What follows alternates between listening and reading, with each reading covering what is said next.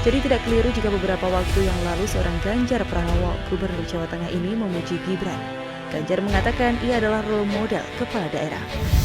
Keren Gibran, ada Malioboro versi Solo, ditulis oleh Anto Cahaya dari siwar.com. Sebelum menonton video ini, tarik nafas dulu dan jangan lupa untuk subscribe dan aktifkan loncengnya. Gibran Raka Buming Raka, wali kota Solo ini memang tampil beda. Kehadiran pemimpin daerah model seperti Gibran ini memang sangat dibutuhkan Indonesia. Anak-anak muda yang memiliki pemikiran revolusioner. Secara pribadi, saya mengapresiasi gebrakannya untuk kota Solo. Terutama di tengah pandemi yang meruntuhkan sendi-sendi ekonomi dari segala sisi, impaknya kemana-mana.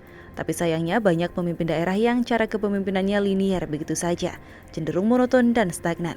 Ada bahkan saya menyaksikan dan merasakan sendiri seorang kepala daerah di sebuah kabupaten di Provinsi Jawa Tengah yang dalam 5 tahun kepemimpinannya nyaris sama sekali tidak banyak berbuat. Bahkan kadang saya sampai heran, mereka ini jadi kepala daerah tujuannya untuk apa? Hanya gaya-gayaan saja atau bagaimana?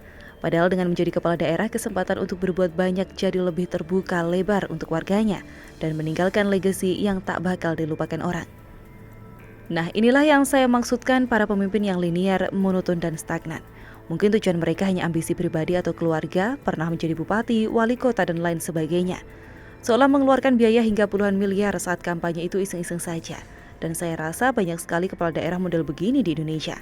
Nah, kembali ke Gibran Raka Buming Raka, putra sulung Presiden Jokowi ini. Idenya membuat Malioboro versi Solo terbilang keren. Solo dan Jogja itu memiliki tipikal kota yang nyaris sama, termasuk corak budayanya. Memang sudah saatnya Solo juga menjadi salah satu kota tujuan wisata seperti halnya Yogyakarta. Apalagi jarak antara kedua kota ini relatif tidak jauh, sekitar 1,5 jam melewati ruas jalan utama Jogja-Solo via Candi Prambanan, Klaten, Kartosuro, lalu Solo. Sehingga dua kota ini dapat bersinergi. Soal kuliner, kota Solo salah satu tempat destinasi kuliner yang beragam warnanya yang paling terkenal di Galabu.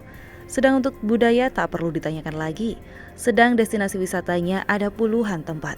Misal keraton yang masih berdiri megah, lalu Balai Kambang, Taman Sriwedari, Pura Mangkunegaran, Kampung Batik Kauman, Museum Batik Danarhati, Taman Juruk, dan lain sebagainya. Ide membuat Malioboro versi kota Solo rasanya perlu diapresiasi. Sedang untuk jalan yang digunakan sepanjang Jalan Gatot Subroto hingga Ngarsopuro. Wali kota Solo ini mengatakan nantinya kawasan tersebut akan lebih fokus bagi wisata pejalan kaki, sehingga penataan untuk pedestrian akan diperlebar dan ditinggikan. Selain itu, untuk membuatnya lebih menarik akan ada tempat-tempat berjualan produk usaha mikro, kecil, dan menengah atau UMKM dan pertunjukan seni. Sementara itu, pada destinasi wisata lain, PT Kereta Api Indonesia Persero sudah menyatakan kesanggupannya mengembangkan potensi kereta api yang beroperasi di kota Solo dan sekitarnya, termasuk KA Batara Kresna rute Solo Wonogiri. Kehadiran kereta uap ini tentu menjadi salah satu pembeda, seolah kita bakal diajak menikmati suasana masa lampau. Destinasi wisata berbasis kereta api, kereta uap Jaladara yang bakal dihidupkan kembali. Sedang pemandangan sepanjang Solo Wonogiri itu terbilang indah, pengunjung bakal disuguhi hamparan sawah atau perbukitan. Gibran Raka Buming Raka ini menjadi salah satu kepala daerah yang dapat ditiru oleh kepala daerah lainnya. Meskipun yang bersangkutan juga berstatus anak presiden, tapi bukan berarti aji mumpung semata. Tapi benar-benar ditujukan kepada warganya jika yang bersangkutan memang pantas dipilih dan dipercaya menerima amanah. Anak presiden tapi mau merangkak dari bawah sebagai kepala daerah, ini tentu sangat bagus untuk modalnya ke depan jika ingin mencoba ke kolam yang lebih besar. Saya jadi teringat cerita yang terkenal, konon banyak anak pejabat menteri di Jepang yang menjadi pelayan sebuah restoran. Jangan seperti anak presiden dari Cikeas itu, maunya langsung tampil di panggung besar dengan segala aneka gemerlap yang disuguhkan, tapi minim pengalaman. Jadi tidak keliru jika beberapa waktu yang lalu seorang Ganjar Pranowo, Gubernur Jawa Tengah ini memuji Gibran. Ganjar mengatakan ia adalah role model kepala daerah. Ayo ke Solo, the spirit of Java. Jangan sampai pindah channel, bahasan berikutnya lebih menarik.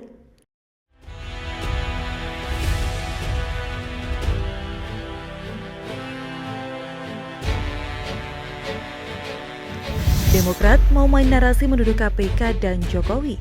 Ditulis oleh Syardi dari siwar.com. Sebelum menonton video ini, tarik nafas dulu dan jangan lupa untuk subscribe dan aktifkan loncengnya. Anggota Komisi 3 DPR fraksi Partai Demokrat Beni Kaharman memiliki pandangan tersendiri terkait polemik status 75 pegawai KPK yang tidak lolos tes TWK. Sebelumnya Jokowi sudah berikan rekomendasi. Beni justru menilai pernyataan Jokowi tentang nasib 75 pegawai KPK itu sekedar lip service alias pepesan kosong. Kini rakyat curiga, baik Presiden maupun Ketua KPK diduga kuat berada pada satu kaki dalam upaya pelemahan KPK. Itu saja. Kita menunggu langkah Presiden dan langkah Ketua KPK selanjutnya untuk membuktikan dugaan itu tidak benar. Saya berharap dugaan itu tidak benar, kata Beni. Ini penggiringan opini yang menyesatkan dan sangat tidak bertanggung jawab, bahkan sangat keterlaluan dan tidak etis. Dengan liciknya menuding KPK dan Presiden dan malah menuntut keduanya membuktikan bahwa mereka salah. Pakai nama rakyat pula biar pernyataannya aman. Ini parah banget. Ibarat saya berkata ada dugaan dan kecurigaan Anda mendorong seorang nenek tua jatuh ke selokan. Lalu saya minta Anda membuktikan bahwa itu tidak benar. Waras nggak? Menurutnya lagi, jika Jokowi serius ingin memberantas korupsi dan menjaga serta memperkuat KPK, seharusnya menerbitkan peraturan Presiden pengganti undang-undang dan Perpu.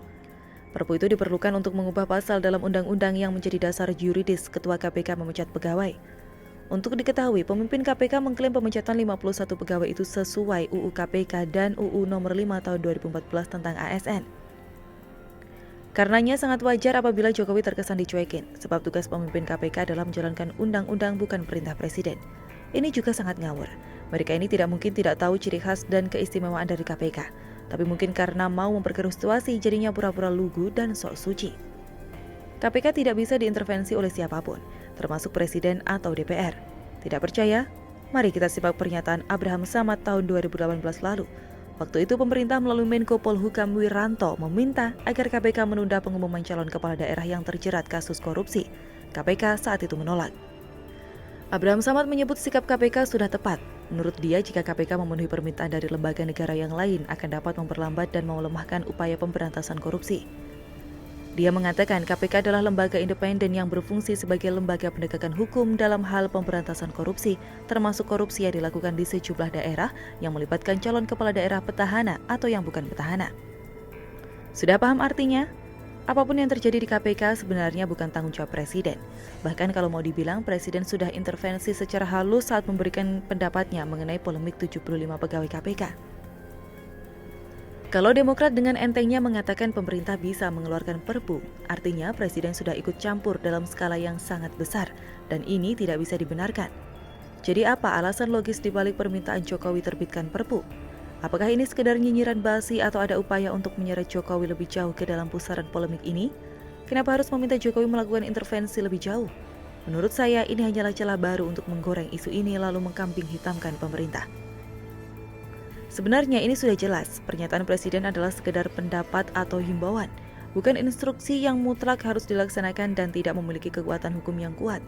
Jadi ini semacam ada upaya untuk membenturkan agar masalah ini semakin runyam dan tidak selesai.